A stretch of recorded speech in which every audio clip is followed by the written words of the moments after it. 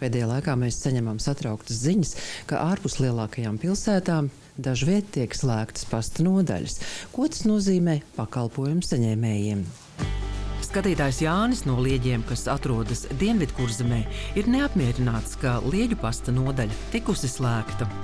Pastu es saņēmu pastkastītē sūtījumu no Alekses Prese, un vēl kādi aploksnēm iet pakaļ un visa. Tad, ja tu gribi aploksni kādu nopirkt, daudz speciāli jābrauc uz Grobiņu vai uz Liepāju. Tā jau bija ērta. Turpat tās Lieģi iedzīvotāji pāris soļu attālumā viss. Tas ciemats bija diezgan liels un tur ļoti daudz pensionāri, invalīdi un pašlaik ir ļoti apgrūtinoši.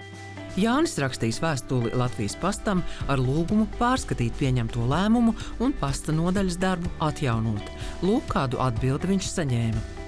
Izvērtējot Lieģu pasta nodaļas klientu apmeklētību pēdējā gada laikā, secinājām, ka tā pakāpeniski samazinās. To galvenokārt izskaidro kopējā iedzīvotāja tendence aizvien mazāk izmantot tradicionālos pasta pakalpojumus, jo sevišķi ārpus Latvijas lielākajām pilsētām. Lieģu iedzīvotāji rosināja, ja citādi nevar, samazināt pasta darba laiku, bet tomēr nodeļu neslēgt. Latvijas pasta atbildēja to, ka nevar paturēt pasta nodaļu, tāpēc, ka maz iepērkās pastā, maz pērk aploksnes, maz sūta laikam tas sūtījums caur pastu. Pasts bija uzlicis, kad skaitīšot cilvēkus, cik ienāk, cik iziet, bet tur jau bija nolemts to, ka taisīs jau ciet. Šobrīd Latvijā ir vairāk kā 170 pasta nodaļas. Kopumā pieprasījums pēc pakalpojumiem pieaug, bet mainās klientu paradumi, jo cilvēki daudz izmanto pakomātus un iespēju, lai pastnieks nogādā sūtījumu līdz mājas durvīm. Cilvēcīgi es absolūti saprotu iedzīvotāju neapmierinātību. Tas, ko mēs šobrīd radam un mainam, mēs piedāvājam pastnieku dzīvesvietā.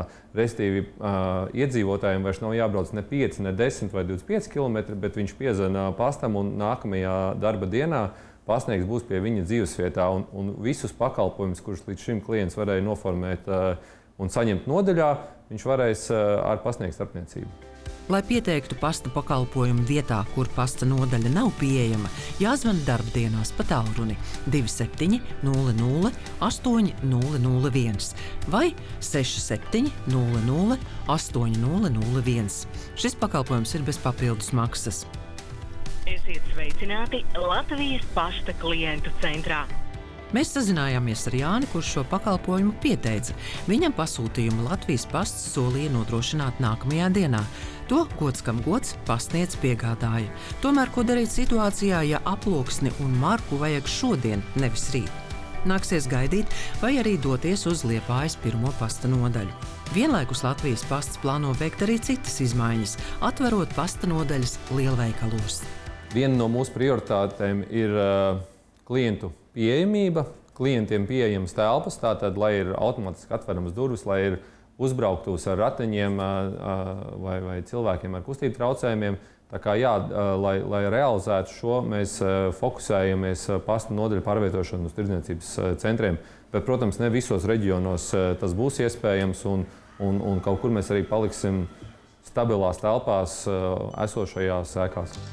Bez īpašas vajadzības uz pastu, protams, neejam. Tomēr tieši laukos pasta veikala vai aptiekas apmeklējums ir arī socializācijas process, kur cilvēki satiekas. Zendija Burka, Igors Stāts, 4. studija.